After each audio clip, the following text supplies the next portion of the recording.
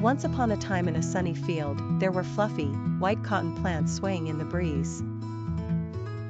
These cotton buds were eager to become something fun and useful.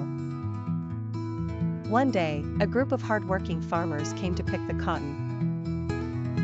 They carefully collected all the fluffy cotton and put it in big baskets.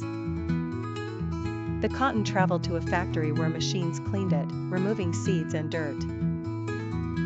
Now the cotton was clean and soft, ready for the next adventure. The cotton fibers were spun into long, thin threads, just like magic. These threads could be woven or knitted.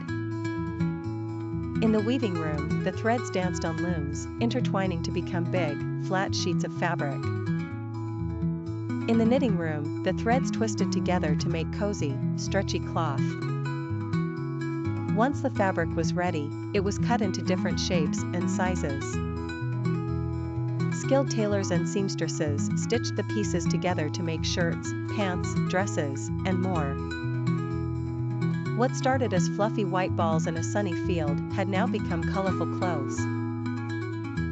Children all over the world wore these clothes, playing and laughing, all thanks to the incredible journey from cotton plant to comfy outfit.